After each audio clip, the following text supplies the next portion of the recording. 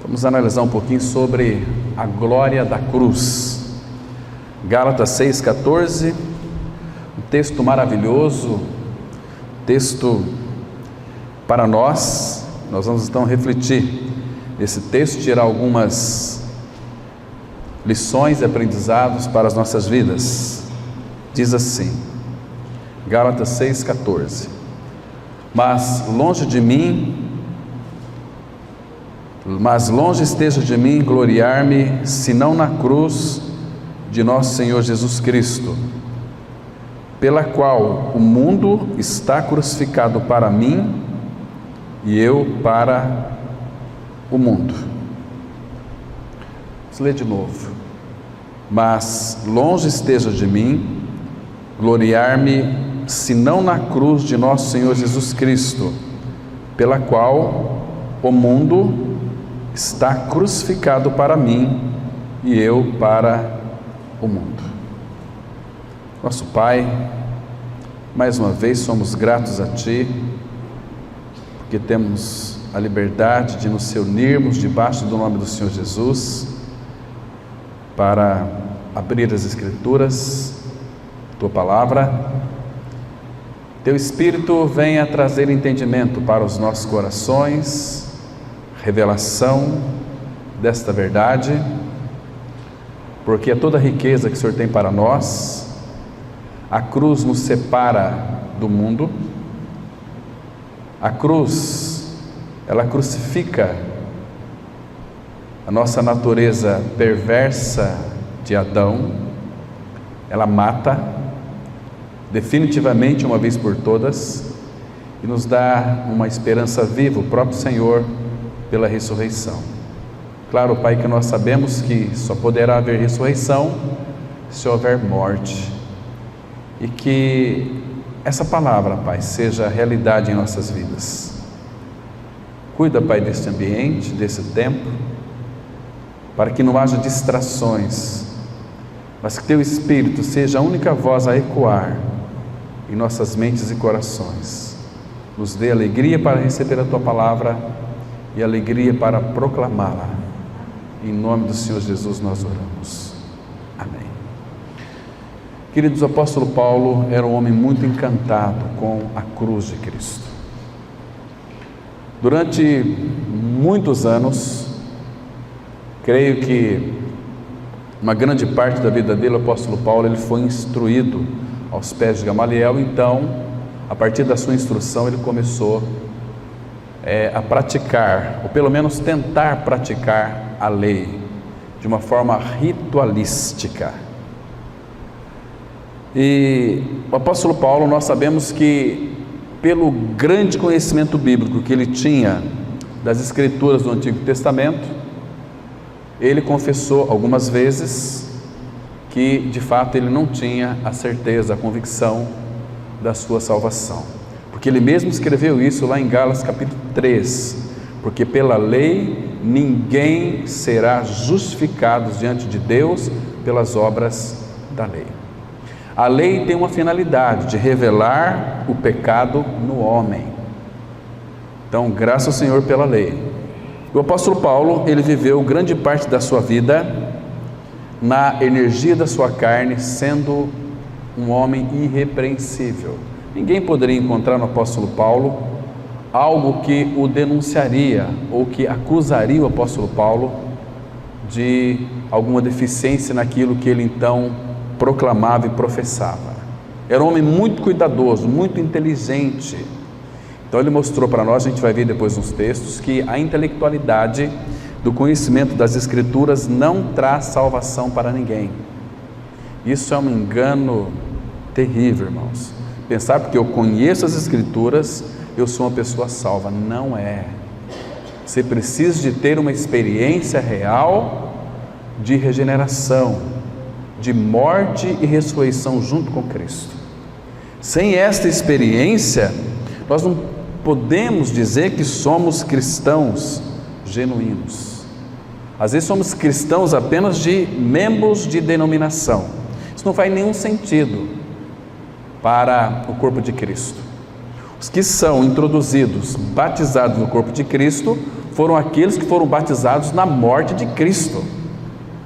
Morte de Cristo, batismo na morte de Cristo, a ideia ali de eu fui incluído na morte de Cristo. Quando Ele morreu, eu também morri junto com Ele, porque Ele veio para esta finalidade.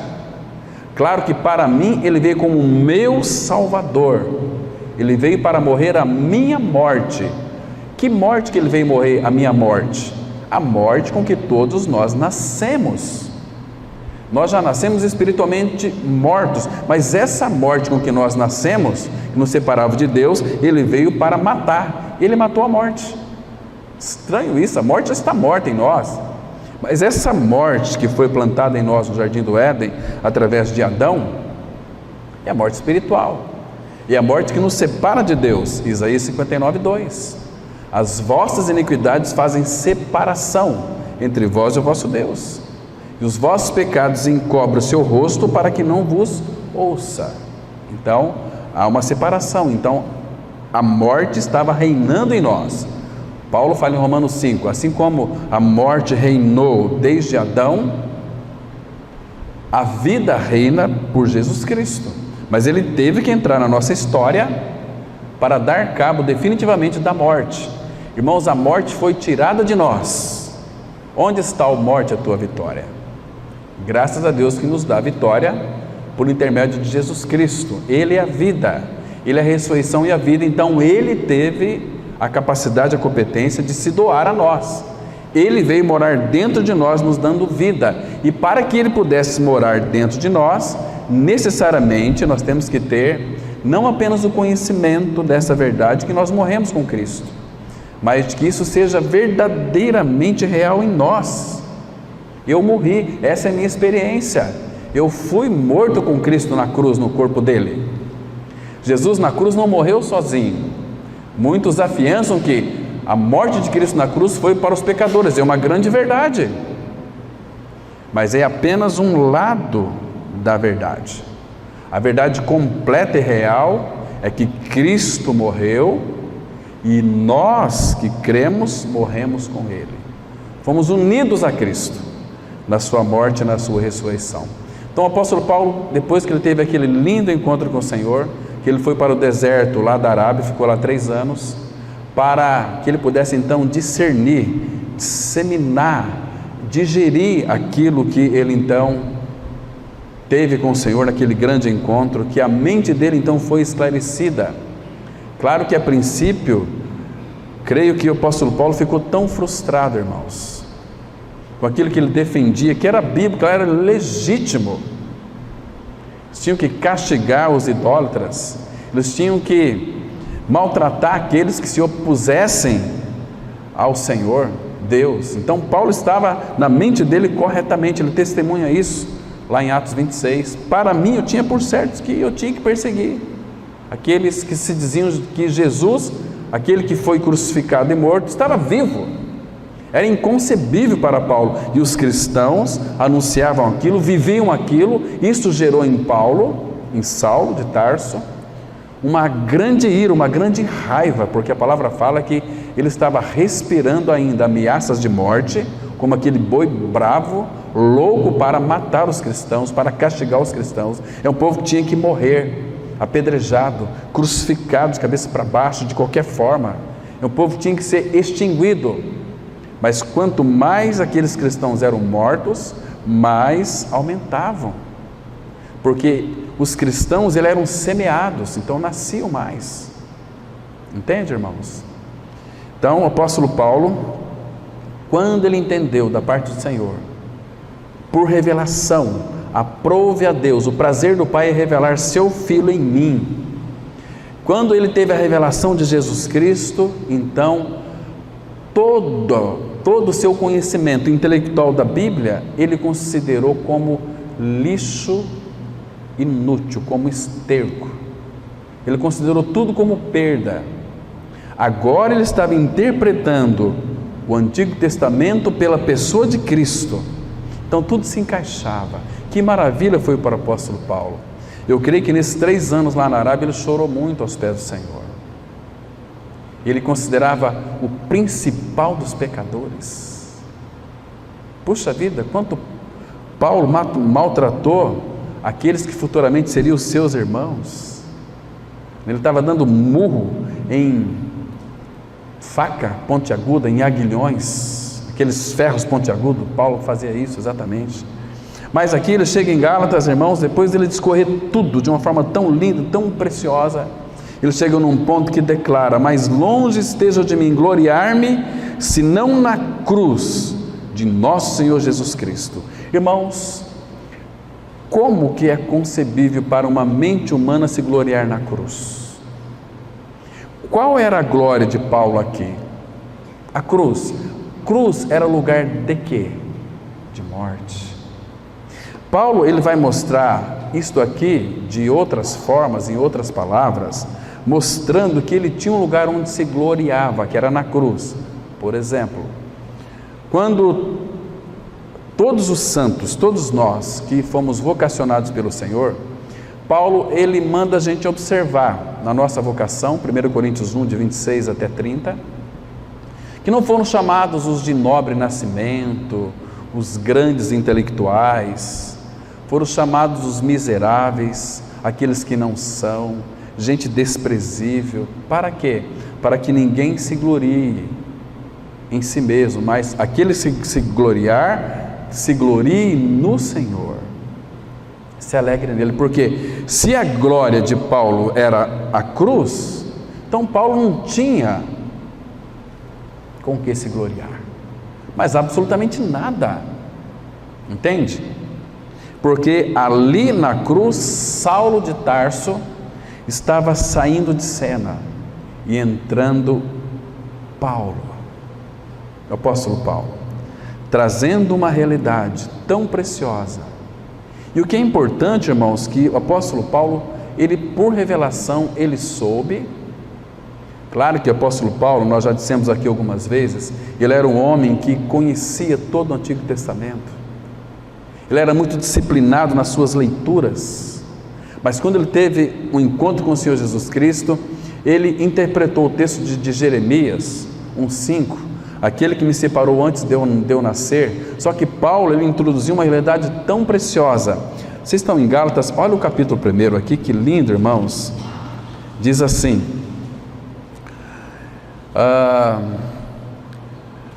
Gálatas capítulo 1, diz assim, versículo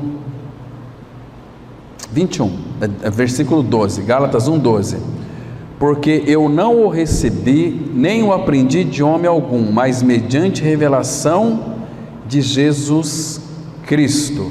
Olha o 15: quando, porém, ao que me separou antes de eu nascer. Olha a convicção que ele tinha do seu chamado. Aquele que me separou, quando, porém, ao que me separou antes de eu nascer e me chamou pela sua graça, aprove. Essa palavra aprove, Deus o Pai teve um grande aprazimento, uma grande alegria, um grande prazer em revelar seu Filho em mim. Interessante aqui, irmãos, que ele não fala em nós. Por que o apóstolo Paulo aqui, ele particularizou este versículo 16, revelar o seu Filho em mim? Irmãos, e nós temos que tomar muito cuidado em tomar textos nos quais o apóstolo Paulo fala da sua experiência. Claro que nós sabemos que a experiência de Paulo, segundo ele mesmo ele relatou lá em 1 Timóteo 1,16, que ele é o nosso modelo para crermos em Cristo. Tudo aquilo que o Pai revelou do Filho em Paulo foi a experiência de Paulo, mas o Espírito Santo deseja que seja a nossa também. Agora, aqui existe uma diligência da nossa parte. Nós desejamos isso, queremos isso. Irmãos, quando de fato nós lemos esse texto aqui, revelar seu Filho em mim, foi para Paulo, então eu quero essa revelação para mim também.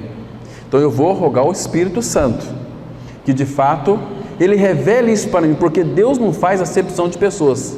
Se Paulo teve essa experiência da revelação do Filho nele, eu também quero. Então, Pai, revele o seu Filho em mim, mas pedir de uma forma ardente, desejando, querendo, para que então possamos obter essa realidade. Então, revelar seu Filho em mim para que eu pregasse entre os gentios, sem detença não consultei carne e sangue. Ele não tinha que consultar carne e sangue, porque o Espírito Santo estava nele, o Filho estava nele, revelado nele, e o Espírito iria formar Cristo agora em Paulo. E nós sabemos todo o procedimento no qual o Senhor forjou o caráter de Cristo na pessoa de Paulo, né? Então, Paulo vai falar de outras particularidades também, que às vezes nós pegamos esse texto para nós, como realidade nossa, sendo que às vezes não é isso a realidade. Ele disse assim, em Gálatas 2:20, 2:19 e 20, porque eu, mediante a lei, morri para a lei, a fim de viver para Deus. Estou crucificado com Cristo. Logo, já não sou eu quem vive, eu, aqui é a alma. Muitos têm esse texto como libertação do pecado. Não é, irmãos. Ali Paulo está falando, ele vai reiterar novamente em Gálatas 5:24, este eu é a vida psique de Paulo, estava na cruz, ou em outras palavras, ele disse assim em Gálatas 5:24, e os que são de Cristo Jesus crucificaram a sua carne com as suas paixões e concupiscência. Primeiro ele particulariza, porque esta é a experiência de Paulo, já estou crucificado com Cristo, logo já não sou eu quem vive, mas Cristo vive em mim. Se fosse de uma forma geral a experiência de todos, e nem todos vão ter essa experiência, ele diria assim, nós estamos crucificados com Cristo, logo já não é nós quem vivemos, mas Cristo é que vive em nós. Então aqui ele está mostrando que como que é o tratamento da cruz em sua alma. Se vivo não mais eu, é aquilo que Jesus disse lá, quem quiser vir após mim, a si mesmo se negue, dia a dia toma a sua cruz e siga-me. A si mesmo se negue. O que é negar a si mesmo? É não mais eu, mas Cristo. Então Paulo, a vida de Paulo era inteiramente voltada para o Senhor. E Gálatas 2:20, não adianta você confessar Gálatas 2:20 como um papagaio, sem ter essa realidade, porque é uma vida de crucificado com Cristo. Porque lá em Romanos 6:6 fala que o velho homem foi crucificado e foi morto, para que o corpo do pecado seja destruído. Sabendo isso que o nosso lá, claro que a experiência de Paulo com relação ao pecado também é a nossa. Nós cremos que o nosso velho homem foi crucificado. Nós cremos que o corpo do pecado foi destruído. Acabou, ele tirou o nosso pecado. Mas agora Paulo aqui está tratando, irmãos, da vida da alma. E muitos, talvez por falta de revelação, de entendimento espiritual, pegam esse texto como se fosse libertação do pecado. Não é. Aqui ele está escrevendo para filho de Deus, aqui ele está falando da sua experiência. Se foi a experiência do Paulo, pode ser a minha. Mas irmãos, o que é uma vida de crucificado? É uma vida inteiramente voltada para o Senhor, para fazer tudo aquilo que Ele ordena, capacitado pelo Espírito. Então, o dia que de fato nós, que já somos filhos de Deus, entregarmos a nossa vida ao Senhor e confessarmos essa verdade, irmãos, não mais eu, mas Cristo. Hoje nós vimos que o Senhor Jesus, ele disse assim, tudo que eu faço, tudo que eu falo, não sou eu quem faz, não sou eu quem falo, mas o Pai é quem fala e o Pai é quem faz em mim, não sou eu. Então, de alguma maneira, Paulo está aqui dizendo, estou crucificado com Cristo, logo já não sou eu quem vive, mas Cristo vive em mim. Se Cristo vive em mim, era Cristo vivendo nele, e a alma de Paulo estava subjugada à vida de Cristo. Então, irmãos, quando foi que nós temos conhecimento de que Paulo disse alguma besteira nas Escrituras? Nenhum momento. A alma de Paulo era uma alma crucificada. Alma, no original, é uma figura da nossa carne. Ele vai dizer isso, a mesma coisa em Gálatas 5:24. E os que são de Cristo. Aqui os que são de Cristo significa aqueles que têm o governo de Cristo sobre a sua vida. Porque, irmãos, quando nós não temos o governo de Cristo sobre a nossa vida, quem vai governar a nossa carne, a nossa alma é nós mesmos. Vocês estão me compreendendo? Isso é muito sério. Então Paulo poderia dizer: muitos de nós, irmãos, não podemos dizer isto, porque nós vivemos ainda para nós mesmos, para nossas vontades, os nossos projetos e objetivos, nossos planos. Nós fazemos tudo segundo o que nós achamos melhor, o que é certo, é correto. Não buscamos compreender a vontade do Senhor. E Paulo fala em Efésios: não vos torneis insensatos, mas procurais compreender qual é a vontade do Senhor. Em tudo que nós fazemos, irmãos, nós, por não termos uma carne crucificada, nós fazemos coisas sem consultar o Senhor, irmãos. Então, Paulo, essa carta é uma carta de avanço espiritual. Então, Cristo vivendo nele, vivendo em Paulo. Quando fala que Cristo está vivendo nele, ele está dizendo: Cristo está governando a minha vida, eu faço aquilo que apraz a Ele. Então ele tinha comunhão com o Pai, comunhão com o Filho, comunhão com o Espírito. Então Deus o Pai poderia usá-lo, e Deus só vai usar, só vai se mostrar forte para com aquele cujo coração é totalmente dele. Esse foi o recado que Davi disse para Salomão: Deus se mostrará forte para com todo aquele cujo coração é totalmente dele. E Salomão vai dizer o seguinte, Provérbios: filho meu, dai-me o teu coração. Quando ele pede a nós o coração, ele está pedindo tudo de nós, irmãos. E você sabe, eu também sei, nós vivemos 50% para nós mesmos e 50% para o Senhor. E na vida de muitos, infelizmente, está caindo a porcentagem de Cristo, está aumentando a porcentagem do egocentrismo, do eu. Sabe por quê? Porque a palavra fala: ó, quão bom e agradável é viverem unidos os irmãos. Os irmãos, de fato, têm prazer na comunhão, têm prazer na reunião da igreja. Quem não é uma nova criatura em Cristo, não tem prazer na reunião da igreja. Às vezes se reúne como igreja por desencargo de consciência, por obrigação, por se sentir bem, por ter uma catarse psicológica, ou seja, uma purificação psicológica. Agora o salmista, ele diz algo muito interessante. Salmo 122, 1. Alegrei-me quando me disseram: vamos à casa do Senhor. É diferente, irmãos.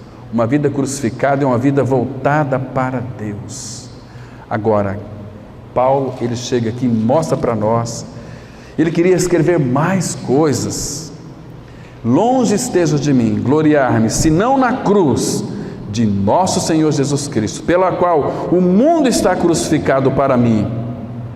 Então, irmãos, aos olhos de Paulo, da alma de Paulo, o mundo estava morto para ele. Nada deste mundo nos encanta, irmãos, quando nós vivemos uma vida de crucificado.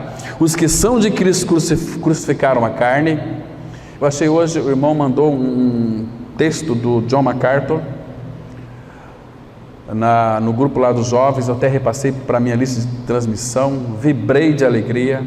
Texto tão precioso, acho que a maioria de vocês receberam. Leia aquele texto, muito interessante, mas que chama a nossa responsabilidade para ele. Irmãos, se nós vivermos uma vida crucificada, a nossa vida será de meia boca para com o Senhor. Nós vamos trocar aquilo que é essencial na nossa vida por outras coisas, por reuniões, por uma amizade, por reunir com amigos que são do mundo, que são muito legais. Nós vamos ver aqui hoje alguns detalhes disto, irmãos. Então, o mundo estava morto para Paulo, e Paulo estava morto para o mundo. Ou seja, nada deste mundo atrairia o apóstolo Paulo. Será que isto é realidade em nós também, irmãos? Será que nós temos tido prazer nas cores, nos encantos deste mundo, que oferece para nós tantas coisas boas, agradáveis e prazerosas? Será que de fato nós vivemos uma vida de crucificado? Porque, queridos, a glória aqui nesse texto, exclusiva de um verdadeiro cristão, é a morte de Cristo. E a sua morte com Ele também, não é? Pois isso aqui é a nossa morte para o mundo, nossa morte com Cristo para o mundo, para nós mesmos, para o nosso ego. Claro que a nossa personalidade não vai ser anulada, a tua alma não vai morrer, vai ser crucificada, percebe? Uma alma crucificada é aquela alma que está a serviço do Pai, que não vai entrar em desarmonia com o Espírito que habita em nós, porque, irmãos, as pessoas que de fato creram na sua morte e ressurreição com Cristo, foram libertos do pecado, e às vezes troca o Senhor por picuinhas, elas sentem lá no seu interior uma certa angústia, sente um certo pesar, parece que morreu alguém, sentimento assim de angústia, um sentimento de agonia, não é assim? Os irmãos estão sendo tratados pela palavra, nós estamos sendo tratados pela palavra, e outros irmãos saindo, recebendo visitas em casa, não é assim? Fazendo um jantar gostoso para os amigos que vieram nos visitar, né? Olha que bom, vamos comer e beber, amanhã nós vamos morrer mesmo, vamos festar aqui, que bom que você veio, meu amigo, e os irmãos lá louvando, adorando ao Senhor. Você está fora desse contexto? Como que você vai explicar naquele dia para com o Senhor? Irmãos, não estou falando isso aqui para criticar, claro que os irmãos aqui, os irmãos é irmão, quem creu, creu, está nesse processo de aperfeiçoamento para com o Senhor, seguidores do Cordeiro por onde quer que ele vá, isso faz toda a diferença. Mas falando isso, irmãos, porque o Espírito Santo nos exorta, irmãos, nos exorta, nos adverte, porque a nossa morte com Cristo para o mundo vai alterar totalmente o nosso relacionamento com o mundo. Se o mundo está crucificado para Paulo, o que significa? O mundo, eu estou crucificado, o mundo está crucificado para mim. Qual é a minha visão de mundo, se o mundo está morto para mim? O que Paulo achava neste mundo?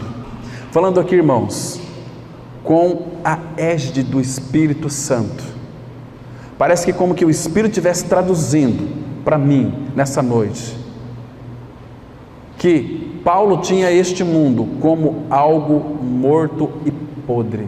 Cada dia mais Paulo olhava para o mundo, estava apodrecendo.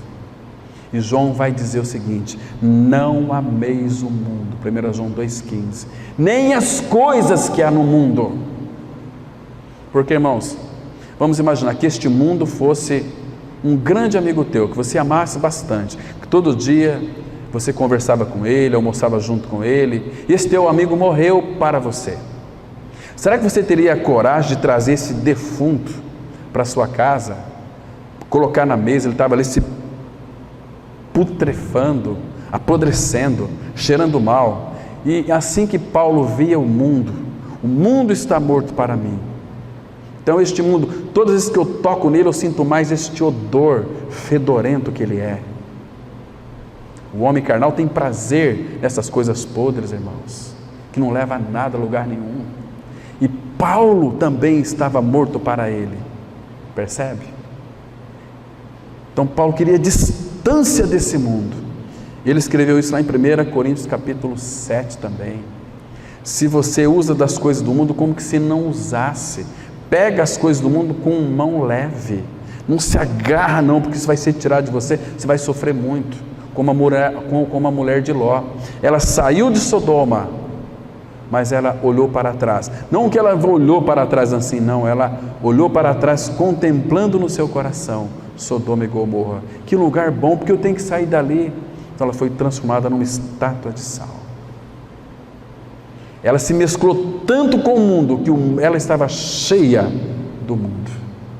E Paulo diz aqui: longe esteja de mim gloriar-me, senão na cruz de nosso Senhor Jesus Cristo, porque a cruz acabou com a minha velha natureza adâmica, a cruz crucificou a minha alma.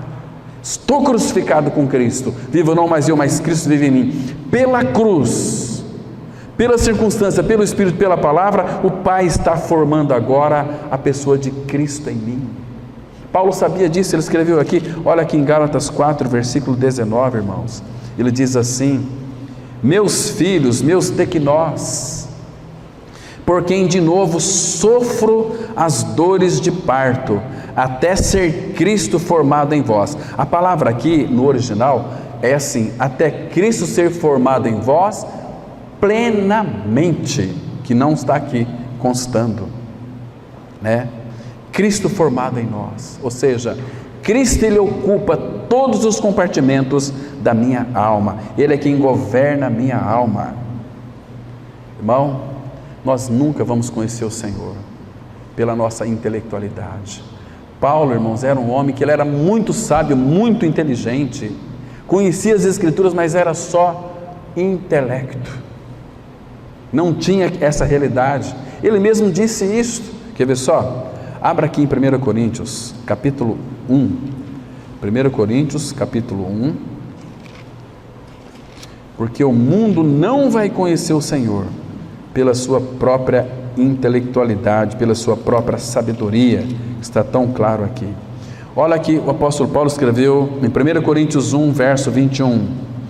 Visto como, na sabedoria de Deus, o mundo não o conheceu por sua própria sabedoria, aprove a Deus salvar os que creem pela loucura da pregação.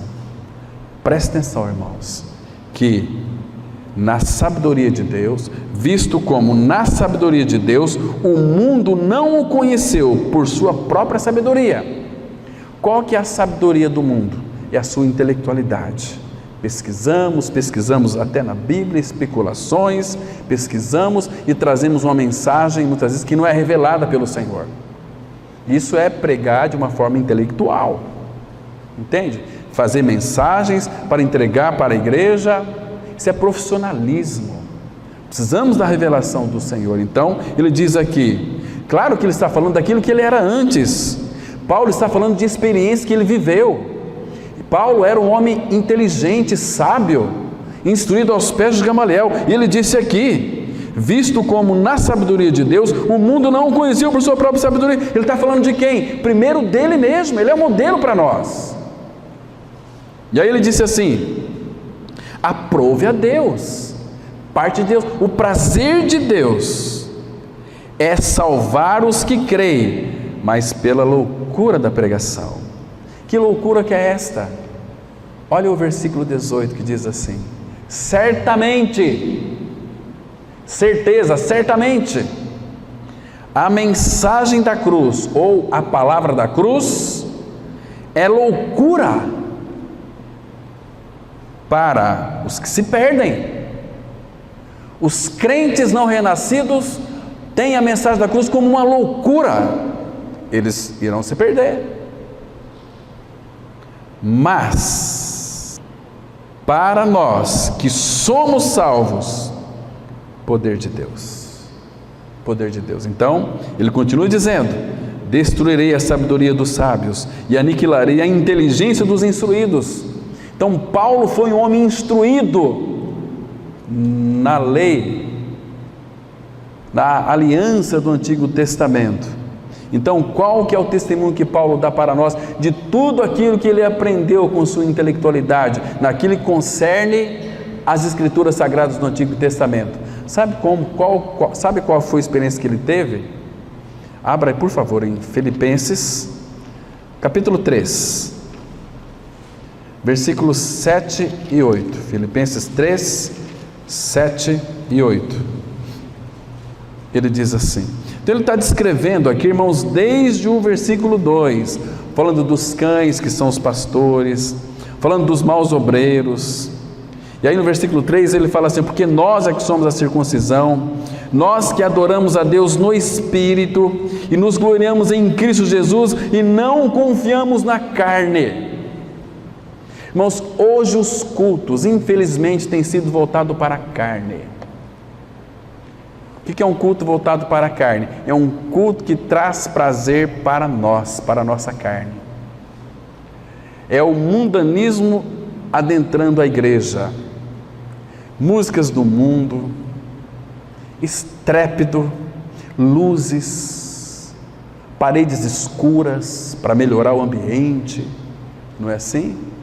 Ministério de danças, as mulheres expondo sensualmente, é dança, um ministério tão maravilhoso, a igreja tem que ter isso. Onde é que está escrito isso aqui, irmãos? No Novo Testamento. Nenhum versículo afiança esta imundícia que foi importada do mundo. Mas o Antigo Testamento, Salmo 50, louvai o Senhor com adufes e danças. Sim, irmãos, ali quando aqueles irmãos voltavam das guerras, da vida, etc., eles cantavam, eles celebravam o Senhor pela vitória que o Senhor deu a eles. Mas hoje, irmãos, há uma cruz, a realidade da cruz. A cruz nos crucifica. A cruz tira isso de nós, tira a nossa intelectualidade, a maneira esquisita de ver o cristianismo. Nós temos que ver o cristianismo como Deus vê. Parece que Deus vê de uma forma esquisita o cristianismo, porque Ele nos vê através do Seu Filho Jesus Cristo, nos vê através do sangue do Cordeiro. É por onde Ele nos contempla. Sem cruz, sem o sangue, se o Pai olhasse para nós, Ele nos fulminaria. Então Paulo, ele fala da sua experiência aqui, versículo 4, olha só: bem que eu poderia confiar também na carne, se qualquer outro pode confiar na carne, eu ainda mais, circuncidado ao 8º dia, da linhagem de Israel, da tribo de Benjamim, hebreu de hebreus, quanto à lei, fariseu, quanto ao zelo, perseguidor da igreja, quanto à justiça que há na lei, irrepreensível. Ele está falando daquilo que aprendeu com a sua intelectualidade no Antigo Testamento, sem a revelação. Ele foi instruído, ele não recebeu nada por revelação. Aí ele diz assim no 7, mas o que para mim era lucro, está falando dele mesmo, novamente, isto considerei perda por causa de Cristo. Sim, deveras, considero tudo como perda. Irmãos, nós temos tudo como perda. O que é considerar tudo como perda? Não viver para as coisas, priorizar o Senhor. Se Ele tem a primazia em todas as coisas, se Ele não tem na nossa vida, irmãos, nós não estamos priorizando o Senhor. Santificai a Cristo como Senhor em nosso coração. Entende? Considero tudo como perda. Tinha uma causa aqui, por causa da sublimidade do conhecimento de Cristo Jesus, meu Senhor. Paulo está dizendo, aquele que governa a minha vida, Ele é meu Senhor. E o Espírito Santo não iria colocar essa palavra aqui na boca de Paulo, na pena de Paulo, se isso não fosse realidade nele. Cristo governa a minha vida. Irmãos, a nossa vida, infelizmente, tem sido governada por nós mesmos. Nós que mandamos em nós que determinamos como é que tem que ser feito. A nossa vida é cheia de achismos, a nossa alma é uma alma doente, e o problema é que nós não queremos ser curados. Por amor do qual perdi todas as coisas. Paulo se perdeu tudo, e agora, tudo que eu perdi eu considero como refúgio, lixo inútil para ganhar a Cristo. Meu querido irmão, Paulo estava disposto a sofrer com Cristo, para que então cada dia mais ele pudesse ganhar mais e mais de Cristo. Porque, irmãos, todo conhecimento bíblico destituído de Cristo é lixo inútil. Conhecimento de Bíblia, conhecimento da verdade, eu conheço a mensagem da cruz, isso aqui não lhe vai trazer salvação. Você tem experiência com a mensagem da cruz? Você já passou pelos crivos da cruz? A cruz já te crucificou? Sim, eu morri com Cristo, meu pecado foi removido. Agora você vive uma vida de crucificado? Por que, irmãos, que nós não temos a manifestação de Cristo em nós? Você consegue enxergar Cristo na vida do seu irmão? Você marido, você esposa, consegue ver Cristo no seu marido? Cristo na sua esposa? Cristo nos irmãos? Me mostra aqui. Se eu chamar algum de vocês, onde é que você está vendo Cristo naquele irmão, naquela irmã? Não sei. Sei por quê? Não há manifestação de Cristo.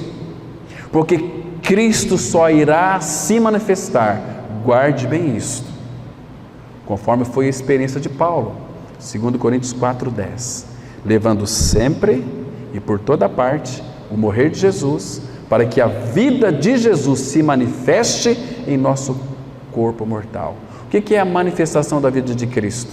É a expressão da vida de Cristo em mim, através do meu falar, do meu pensar, do meu agir.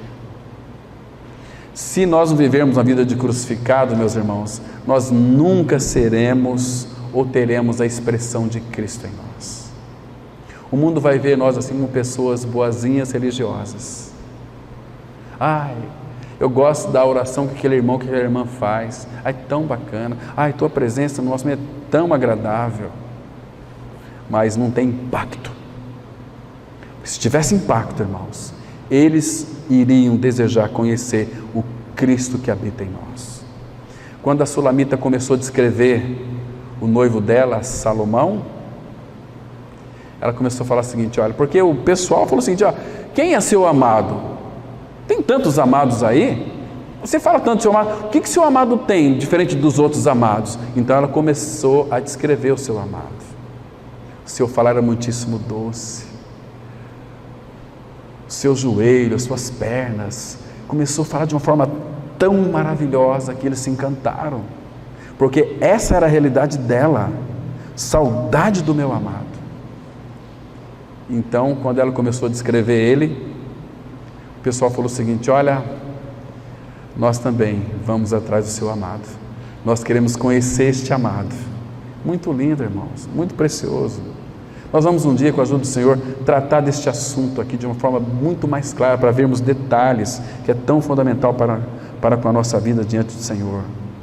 Então, nós precisamos de revelação de Cristo em nós, para que Ele viva a sua vida em nós. Ele só vai viver a vida dele em nós quando nós formos crucificados.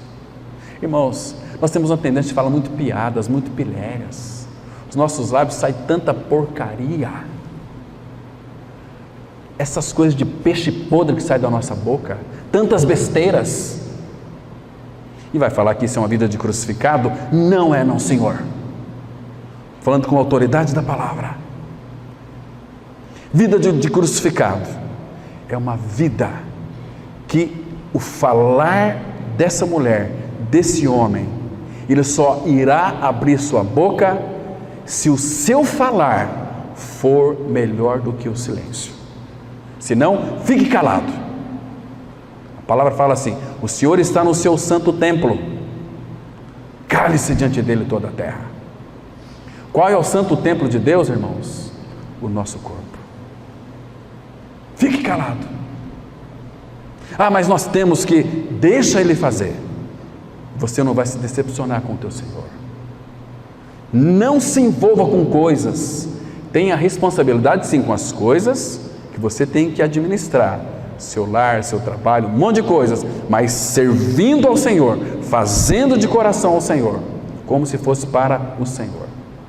Aí você vai entender as promoções que vai vir, as portas que Ele vai abrir para nós. Irmãos, nós temos uma preguicite aguda. Nós pensamos no nosso sofazinho. Tem pessoas que se dizem cristãs, que têm Cristo, mas aos domingos vou dormir até mais tarde, trabalho a semana inteira. O nosso descanso é Cristo. Não é pensando que você vai repousar e dormir a noite inteira, dormir até 10 horas da manhã, eu descansei, descansou coisa nenhuma, se ficou atribulada. Você precisa do descanso. Ele disse assim em Mateus 11, 28, vinde a mim, todos vós estáis cansados, sobrecarregados, eu vos aliviarei, tomai sobre vós o meu jugo, e aprendei de mim que sou manso e humilde de coração, e achareis descanso para as vossas almas. Você precisa de descanso para a alma, tua alma é muito perturbada, você é atribulado, e aparece cada atribulado na nossa vida, filho de Nabucodonosor, gadareno, o que mais?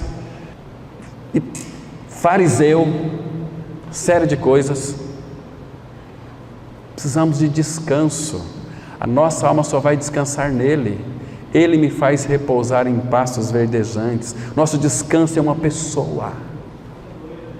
Tem pessoas que hibernam, né? Dorme de manhã, tarde, à noite, como um cachorro que tinha lá. Tinha um cachorro, um vizinho meu lá em Paraná. O cachorro era tão preguiçoso que ele nem latia. As casas eram de madeira, tinha um porão, o cachorro ficava debaixo assim, e ele passava alguém na rua, ele fazia assim, bah, mas não latia. Ele ficava lá, querendo assim, incomodado, mas o que esse cachorro tem? Aí a mulher falava, ele não consegue dormir. O cachorro dormia a noite inteira e queria dormir de dia. Quando era 11 horas ele saía lá fora assim, comia e voltava de novo. E assim são muitos. Pessoas que têm um tesouro em casa, um pote de tesouro, e vivem uma vida miserável, uma vida pechinchando a atenção dos outros. Você é amado pelo Deus do universo, pelo Pai Todo-Poderoso. O dia que você descobrir que você é amado pelo Pai, que Ele te ama tanto, esse amor vai lhe trazer tanta segurança, tanto alívio para o seu coração, tanto alívio para a sua alma. Queridos, a simplicidade do Evangelho de Cristo é algo que nós devemos proteger em nosso coração. Tem alguns cuidados que nós devemos ter que vai ser embaraço para a cruz de Cristo operar em nós. Por exemplo, acompanhe comigo aqui, irmãos, Colossenses 2, versículo 8. Eu creio que não vai dar para a gente tratar tudo isso aqui hoje, mas depois vocês meditem, pesquisem aqui, irmãos, sobre esse versículo 8, Colossenses 2, 8, a palavra de Deus, ela diz assim, olha, cuidado que ninguém vos venha a enredar com sua filosofia e vãs sutilezas, conforme a tradição dos homens, conforme os rudimentos do mundo e não segundo Cristo. Essa palavra aqui, enredar, o original significa sulagogeó, que significa levar cativo. Eu faço vítima usando de fraude uma pessoa, eu consigo seduzir aquela pessoa para que ela esteja dentro dos meus esquemas.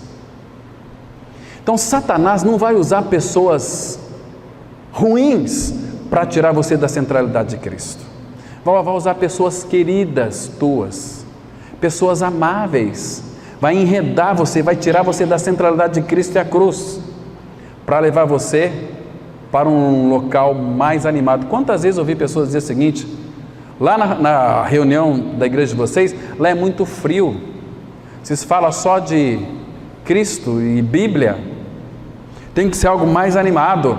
Animado vem de alma, a alma gosta de agitação, é de Deus. Olha, o louvor é mais agitado, é mais, todo mundo bate palma, todo mundo grita, todo mundo pula igual uns bodes, mas não tem nada de Cristo, irmãos.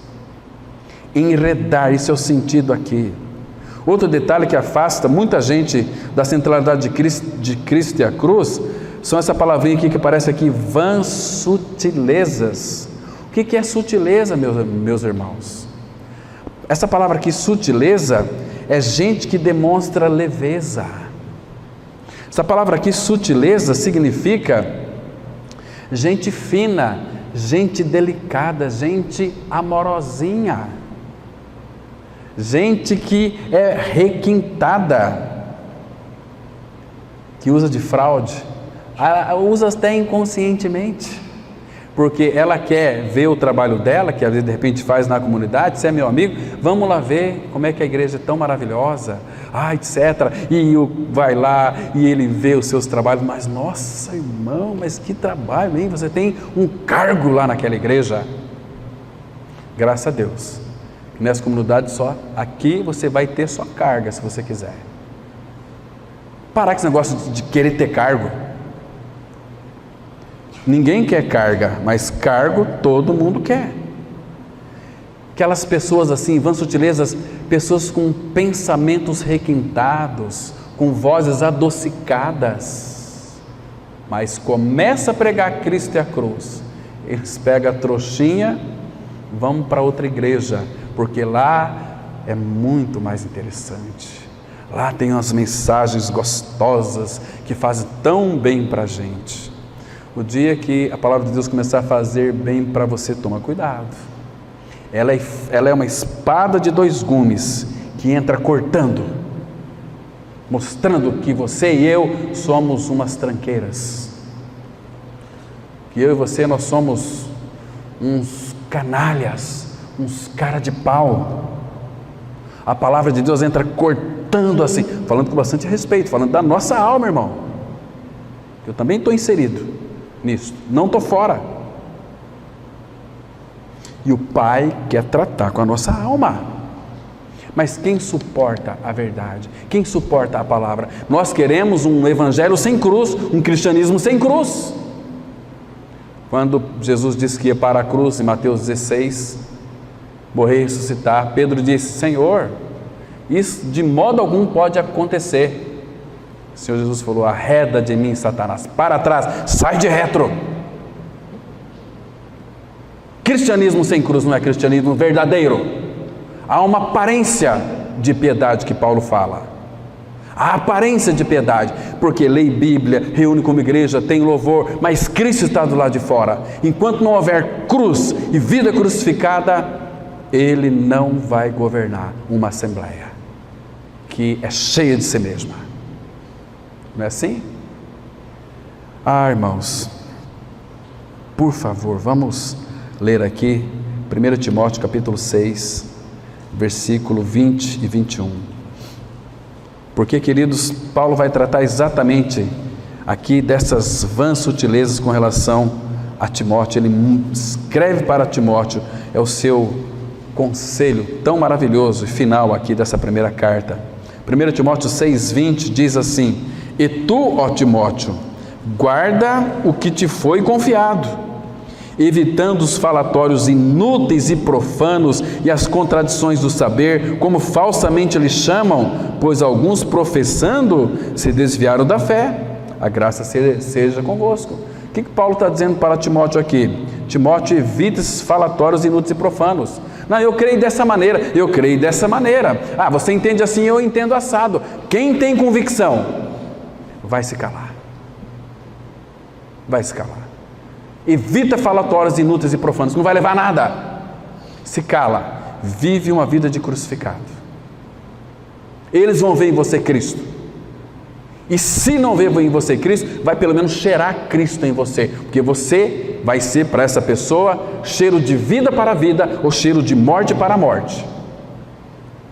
Mas ele vai saber, no dia do juízo, que houve um profeta do Senhor no meio deles, e eles não quiseram ouvir. Então, evita falatórios inúteis e profanos, e as contradições do saber, como falsamente eles chamam, pois alguns professando se desviaram da fé. Por isso que tem muitos evangélicos convertendo ao catolicismo e os catolicismos convertendo aos evangélicos. Mas sem cruz. Sem cruz. Vai muitos crentes, porque o diabo também crê, vai muitos crentes confortados para o inferno, cheio de doutrina, cheio de religião, pessoas que oram bonitos, pessoas que foram curadas de câncer por Deus, porque os irmãos oraram, mas nunca experimentaram a sua morte com Cristo na cruz. Irão todos perecer. Irmãos, cuidado com doutrina de demônios. Abra aqui em 1 Timóteo, capítulo 4.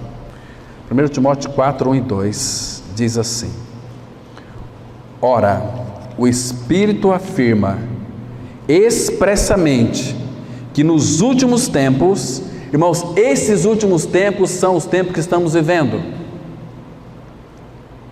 alguns apostatarão da fé, e aqueles que conhecem a mensagem da cruz, que sabem a verdade, mas não teve uma experiência real de morte com Cristo, eles vão apostatar da fé, não é de Cristo. Ninguém se apostata de Cristo, porque se está em Cristo foi feito filho de Deus, e esses que foram feitos filhos de Deus jamais irão perecer. Todos que o Pai me dá virá a mim, o que vem a mim de maneira nenhuma lançarei fora. Mas da fé a pessoa pode se apostatar, ela conhece a verdade, ela lê a Bíblia, eu tenho fé aqui, eu conheço.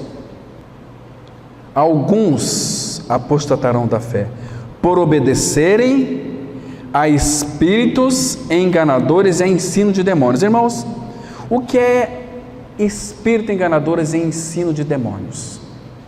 Lembra que Jesus Cristo disse para Pedro: arreda de mim, Satanás. Jesus havia falado para eles: eu vou para Jerusalém morrer e ressuscitar. Pedro falou: para a cruz não, arreda, Satanás. Cristianismo sem cruz, ele é diabólico. Há ensino de demônios. Tem muita gente aí, infelizmente, irmãos, está vivendo essa triste realidade. Uma vez ou outra eles esbarram ali na cruz, mas somente isso. É a prosperidade, buscar o teu milagre, buscar a tua cura, buscar a tua casa, buscar teu carro. Irmão, será que cristianismo é isso? Versículo 2: pela hipocrisia dos que falam mentiras e que têm cauterizado a própria consciência. Falar mentira é pregar apenas meia verdade. Meia verdade é que Cristo morreu na cruz para a libertação dos seus pecados. É uma meia verdade. A verdade inteira é: Cristo morreu pelos meus pecados, mas eu também morri junto com Ele. Aí sim, se isso for real na sua vida, meu querido irmão, você é um filho de Deus em Cristo, um filho com pedigree celestial.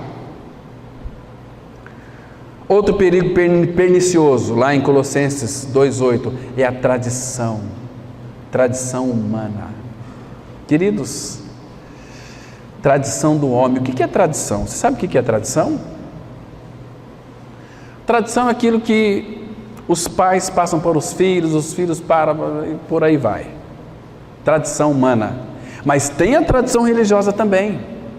A igreja de vocês, dias alguém perguntou: a igreja de vocês é a tradicional?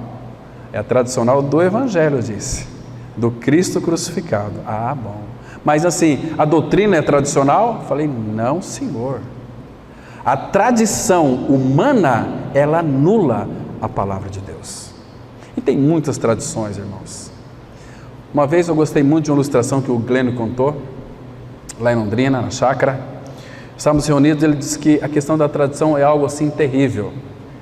Disse que tinha um casal, recém-casado, e aí a esposa, ele comprou um pernil, falou assim: ó, faça um pernil, panela aí, frito, vamos comer esse pernil. E ela pegou 2 panelas, cortou o pernil no meio, colocou um pedaço numa panela pequena e outro pedaço na outra panela. Ele chegou, na hora do almoço, ela viu ela fritando aquele pernil lá, falou: bem, por que você colocou o pernil em 2 panelas? Ah, porque eu aprendi da minha mãe. Minha mãe fazia assim, colocava em 2 panelas. Aí um dia eles foram almoçar, ela lembrou: vou perguntar para minha sogra: sogra, por que a senhora coloca o pernil em 2 panelas? Ah, porque eu aprendi com a minha mãe. E a mãe da sogra era viva. E ele foi perguntar para essa senhora, já velhinha, 80 e tantos anos: ô vovó, vem cá, por que a senhora ensinou para a tua filha, e até a minha esposa também faz, pegar um pernil, corta no meio e coloca em 2 panelas? Aí a senhora falou assim: é que naquele meu tempo as panelas eram tão pequenininhas, não cabia, não tinha panela grande, tinha que cortar em 2 panelas. Hoje tem panela grande, mas a tradição ficou. Tradição é um negócio terrível. Existe a tradição na abertura das reuniões. Quando o Espírito dirige, não tem um ritualismo. Temos que seguir um ritualismo, temos que seguir a direção do Espírito para a Assembleia. Tem que ser assim. Ah, já mudou o jeito, mas por que mudou? Ô, tradicionalista, porque ouvimos a voz do Espírito, ele disse que mandou mudar. Não é assim? E por causa da tradição nós invalidamos a palavra de Deus. Abra lá em Mateus capítulo 15, a partir do versículo 1. Vou ler alguns versículos bem rapidamente aqui para a gente partir para o encerramento. Mateus 15, 1. Então vieram de Jerusalém a Jesus alguns fariseus e escribas e perguntaram: por que transgride os teus discípulos a tradição dos anciãos? pois não lavam as mãos quando comem. Ele, porém, lhes respondeu: por que transgredis vós também o mandamento de Deus por causa da vossa tradição? Porque Deus ordenou: honra teu pai e tua mãe, e quem maldisser a seu pai e sua mãe, seja punido de morte. Mas vós dizeis: se alguém disser a seu pai ou sua mãe, é oferta ao Senhor aquilo que poderia aproveitar de mim, esse jamais honrará seu pai ou sua mãe, e assim invalidaste a palavra de Deus por causa da vossa tradição. Hipócritas! Bem profetizou Isaías a vosso respeito, dizendo: este povo honra-me com os lábios, mas o seu coração está longe de mim, e em vão me adoram, ensinando doutrinas que são preceitos, mandamentos de homens. Tradição. A tradição invalida a palavra. Nós temos uma tradição, nós temos um jeito, bem tradicional, que todas as igrejas fazem. Para com isso. Quem dirige a igreja do Senhor é o Espírito Santo. Estão me compreendendo? Temos que estar na direção do Senhor, sempre. Mas para isso, é necessário uma vida de cruz, uma vida de crucificado. Eu ia falar mais das 3 árvores, não vai dar tempo hoje. Sabe aí na próxima reunião. Mas, queridos irmãos, a cruz é uma das árvores onde Jesus Cristo foi crucificado, o madeiro. Em 1 Pedro 2,24, a palavra fala: carregando Ele mesmo em seu corpo sobre o madeiro os nossos pecados, para que nós, mortos aos pecados, vivamos para a justiça, e pelas suas feridas fomos sarados. E graças ao Senhor, que a experiência de Paulo também pode ser a nossa. Longe esteja de mim gloriar-me, a não ser na cruz de nosso Senhor Jesus Cristo, pela qual o mundo está morto para mim e eu morto para o mundo. Amém? Vamos orar. Pai de misericórdia, obrigado pela paciência que o Senhor tem tido conosco. Pai, a gente nunca vamos te entender como o Senhor deseja, porque nós não buscamos a revelação de Ti. Pai, o Senhor deseja tratar com a nossa alma. Pai, a Tua palavra é tão clara, que os que são de Cristo crucificaram a carne com as suas paixões e concupiscências. Torne isto pelo Teu Espírito real em nossas vidas, ó Pai, e tem misericórdia de nós. Nos dê uma semana guardados em Teu nome. Cremos, ó Pai, que todas as coisas nessa semana, sejam elas boas ou ruins para nós, sabemos que todas elas, de alguma maneira, cooperarão para o nosso bem, porque esse é Teu propósito. Porque sofrimento na nossa vida também é bênção. E agora, ó Pai, pelo Teu Espírito, nos leva a viver uma vida de crucificados, para a glória do Teu nome. Em nome de Cristo nós oramos. Amém.